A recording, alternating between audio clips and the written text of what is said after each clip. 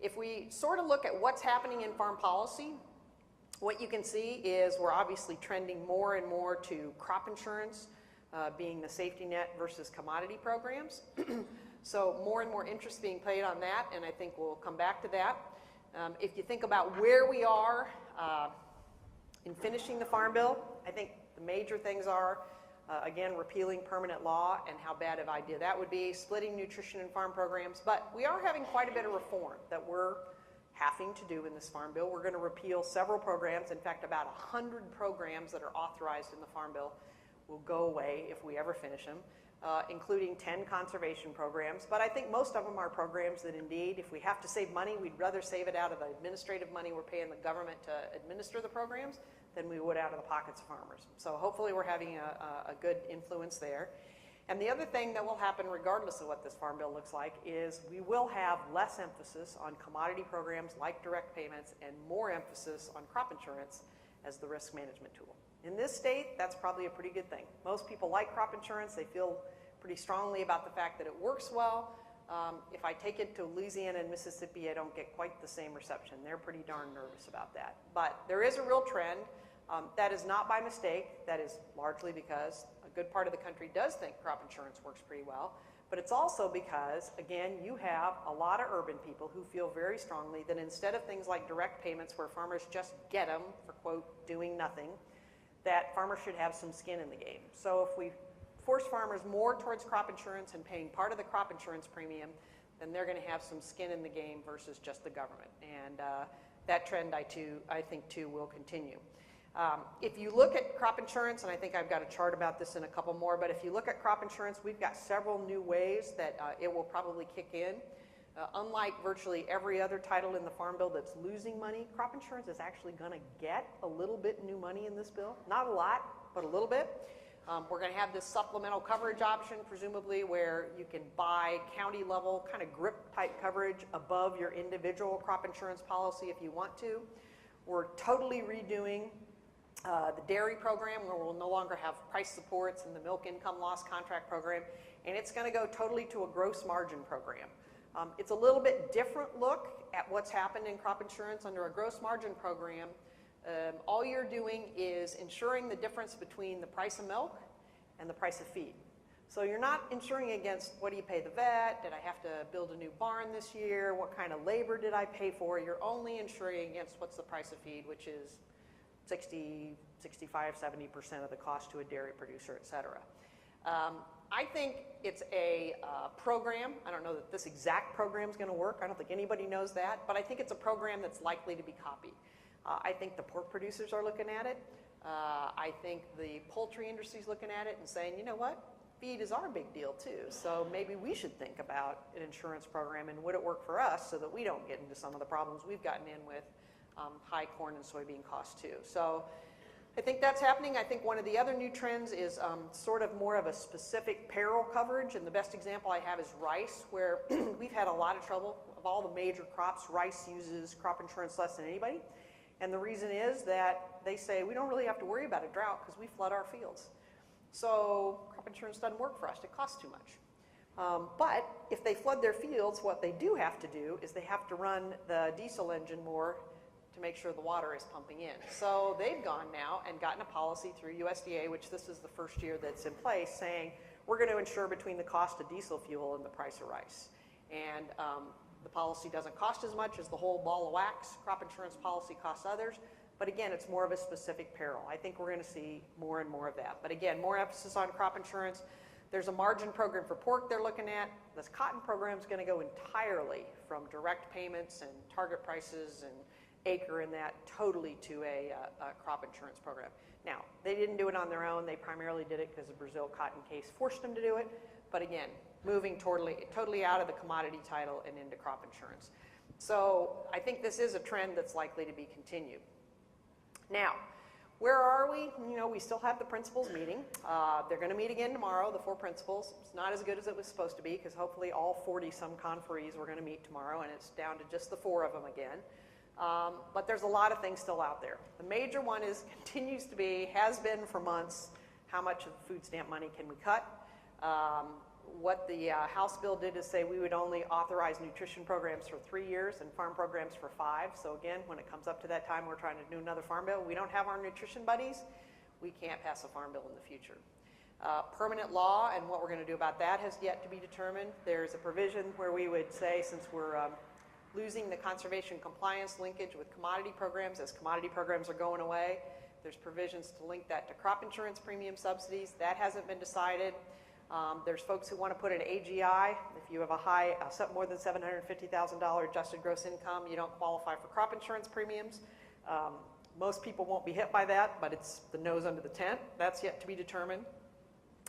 The dairy supply management, to me, this is the issue that I just scratch my head and I think, for lots of reasons, I think I'm glad I'm not John Boehner, but I think I'm really glad I'm not John Boehner in this case because to give you a little fun politics to watch as this thing moves forward, even if you're not a dairy producer, everybody in dairy, be it processors, be it producers, I mean, 99% of the people you talk to, they're for moving away from this old dairy program and they're for going to this gross margin program. But when the National Milk Producers drafted it, and when Colin Peterson, the ranking member of the House Ag Committee, agreed to introduce it, they said, you know what, if we get into a deal where we got too much dairy, we want to implement this, quote, short-term supply management program so that the production gets cut back really fast. Well, you can imagine the processor said, yeah, no, we don't want any kind of supply management program. And then you got people like you and I who were just in the room and we're not dairy producers at all, but we just don't believe in supply management. So you got all kinds of people. You got big farmers thinking one thing. You got small dairy producers thinking the other. It's just a nightmare. I think it's a 50-50 split across the country. But here's the deal. The guy who wants supply management is Colin Peterson, the ranking member of the House Ag Committee, who pretty much told Frank Lucas a year ago, I don't care what you do in the rest of the farm bill. As long as you give me my dairy bill, I'll support whatever you want to do. And then who's the guy who most hates supply management? John House. So, I have to believe that if I'm a betting person, I bet John Boehner wins on this because he's the guy that gets to decide, does the bill ever come to the House floor or not? But if the bill comes to the House floor and we don't have anywhere near $40 billion in cuts in the food stamp program, I suspect you're going to have at least 70 Tea Party Republicans that are going to say, not enough reform in the food stamp program for me. I'm not voting for this. So what that means is John Boehner has to have Republicans and Democrats in the House to get his bill passed. Now, Colin Peterson is the ranking member of the committee, doesn't control the Democrats, but he has a lot of input into it, and he has a lot of input into Nancy Pelosi, who has a lot of input into how they vote. And if John Boehner has just screwed him over and said no supply management, is he going to bring along 50, 60 Democrats to vote for the bill? Maybe, maybe not. At 10,000 feet, I can't tell who wins, and I can't even tell how you move forward. But I think that's just like one example of the struggles that we're going to have trying to push this farm bill forward. So dairy supply management isn't done. Target prices aren't done. The House wants higher target prices than the Senate. The House wants to have planted acres. The Senate wants to have base acres. That's gotten to be more of a nightmare than anybody can imagine. Food aid continues to be a problem because we have the administration who doesn't like the PL 480 program as much and they want to monetize it, so we're not really sending our products. We're instead giving foreign countries cash. And last but not least, country of origin labeling. What are we going to do about GIPSA, especially the poultry provisions of GIPSA? And what are we going to do about Steve King's Commerce Clause, where he says, California can't vote on a new animal welfare bill and then impose it on every other state in the country? Those are yet all to be resolved. So I don't think we are very close to the end, although I would tell you that it's possible those 4 principals could come in and could decide all of those later today if they were really willing to negotiate. And then the question would be, how do the other 37 conferees feel? But I have people tell me, oh, we're almost done. I think not almost done is truly there. So I think we still have a whole lot of things we have to do. Now, we talked a little bit about kind of where we are. If you look at the House and the Senate, there aren't that many differences, to tell you the truth, especially when you look at spending cuts. The spending cuts aren't that much different. As you can see when I talked before, crop insurance actually is going to go up. I think other than that and specialty crops, that might be the only 2 titles of the Farm Bill that are going to get more money than and everybody else is going to lose.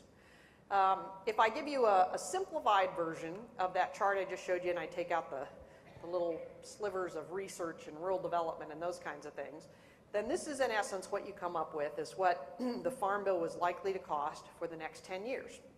I want you to look at that. Then if I tell you, okay, what if we pass the House Ag Committee? The Senate one doesn't look much different. there's the chart of what it's going to look like. You say, did it even change? You know, there's the first one, there's the second one. So you think, big deal. But look at the next chart. The next chart is simply me taking out that 79% nutrition title and only talking to you about commodities, conservation, and crop insurance, the three things that most affect farmers. Here's what you get. On the left, here's where we are now. You got about 40% of the money that's going to crop insurance, 29% to commodities. But after, I think, both the House and the Senate finish, we will probably have a bit more than 50% of the money that helps farmers going through the crop insurance program. So, if I'm here next year, do you know what I'm going to be talking to you about? Crop insurance. Crop insurance, crop insurance, crop insurance. That's all we're going to talk about. I still remind my friends from Iowa who told me, I don't know, 8 or 9 years ago, Mary Kay, we need to get rid of direct payments. And I would say, why do you say that? We don't need them. We got crop insurance. And besides that, we're really tired of being bludgeoned in the press about direct payments. Well, I got news for them. And I had news for them then. That was, the bludgeoning will not stop just because we get rid of direct payments. It will simply go elsewhere. And I think if you look at this chart, you see exactly where the bludgeoning has already started and where it will get worse. And if for no other reason, it would be because the same reason you rob a bank, it's where the money is. The same reason you're after crop insurance is because more than 50% of the funding to help farmers and ranchers is going to be in that program. To sort of back that out, I would tell you all of these articles have run, very few articles really about direct payments anymore. They've all run about crop insurance in the last 7 or 8 months. This was even in the Des Moines Register. I mean, you know, crop insurance is just as important in Iowa as it is here. Fat cat subsidies. There are a lot of mistruths going on. They're hitting not only at the farmers for using it, they're hitting at the companies, they're hitting at the reinsurers, how farmers harvest taxpayer dollars, and it's all about crop insurance. One of their big things is 3 or 4 of the bigger companies have now been purchased by overseas companies, so now they're going after the idea that we spend taxpayer dollars and it's going overseas and what's wrong with this, and so we should stop it. So we're going to see a lot more negative articles about crop insurance in the future. As I mentioned, I think it's very likely we lost on a 59-31 vote in the Senate. The Senate's a lot easier than the House for us on 750,000 AGI, which says you'll have to pay, you can still get crop insurance, but you'll have to pay your premiums. We sure hope we're going to prevail in the final bill on this. I don't know. I think it's a 50-50 split right now. But what's happened is you got a lot of acres that are insured and a great amount of it at the buy-up level. You got the fact that about 60% of the program is corn and beans. So when you buy up at a revenue price at corn and beans for the last couple of years, the program costs a lot of money. We're all about revenue these days. We're very little into yield anymore, and it appears that will continue. That gives you probably the best idea about it. 80% of the crop insurance policies in the country right now are revenue policies. And that's what's happened with the cost of the program. And again, you run that by the Environmental Working Group or the Heritage Foundation or whatever, and they have real problems with the fact that, you know, they can say, well, from 09 to 012, the cost of the crop insurance program doubled just the same as the cost of food stamps has doubled. So it's a battle that we're really struggling with. I would tell you that where I think the biggest push is going to be on crop insurance is indeed the premiums paid by farmers. On average, it differs depending on whether you do enterprise coverage or optional yield or optional acreage coverage, whether it's yield or revenue, how is it 55% or 85%? But on average, the government's paying 62% of your crop insurance premium and you're paying 38%. And I think this will be the absolute first place they hit on us to get money. As soon as we pass the Farm Bill, whether it's appropriations next year or sequestration, I think this is what's indeed going to be on the line as your crop insurance premiums.